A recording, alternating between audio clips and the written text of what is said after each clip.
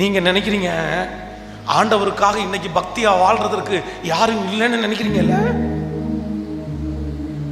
எல்லாரும் ஒரே மாதிரி தான் இருக்காங்க அப்படின்னு நினைக்கிறீங்கல்ல? நான் சொல்றேன், நீங்க பாக்குறதெல்லாம் அப்படிப்பட்டவங்கள பாக்குறீங்க. உங்க கண்ணு முன்னாடி என்ன தெரியுமா? அவன் பாரு எவ்வளவு மோசமா தர்றான், இவன் பாரு எவ்வளவு மோசமா தர்றான், அந்த பாஸ்டர் பையன், இந்த பாஸ்டர் பையன், அந்த பாஸ்டர், இந்த பாஸ்டர், அந்த ஊழியம் செய்றவங்க. உங்களுடைய கண்ணு எப்பவுமே நீ தப்பு பண்றதுனால ஏற்கனவே தப்பு பண்ற ஒருத்தனையா நீ பார்த்துட்டே இருக்கிற.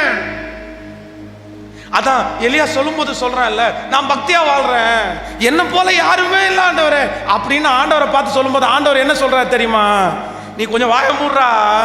பாகாலுக்கு முன்பாக முழங்கால் படிடாத 7000 பேர் அங்க தனியா இருந்து கர்த்தர் சமூகத்தில் அழுதுட்டு இருக்காங்க.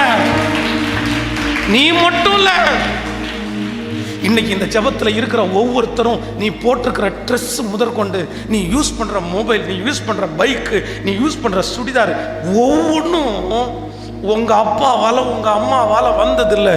இங்க இருக்கிற அத்தனை பேருக்கும் ஏசப்பா கொடுத்தது தாங்க. உங்க அப்பாவை ஆசீர்வதித்தது கர்த்தர். நீ படிக்கிற படிப்பு, நீ சாப்பிடுற சாப்பாடு, ஒவ்வொன்றும் உங்க அப்பா எங்கேயோ இருந்தவர், உங்க அம்மா எங்கேயோ இருந்தவங்க. உங்க அப்பா நல்லவன் அல்ல, உங்க அம்மா நல்லவங்களா இருந்ததுனால அல்ல, உங்க அப்பா கோடீஸ்வரனா இருந்ததால அல்ல, உங்க அம்மா கோடீஸ்வரனா இருந்ததுனால அல்ல. உங்க அம்மா அப்பாவுக்கு ஆண்டவர் கொடுத்த பிச்சை, ஆண்டவர் கொடுத்த பிச்சை,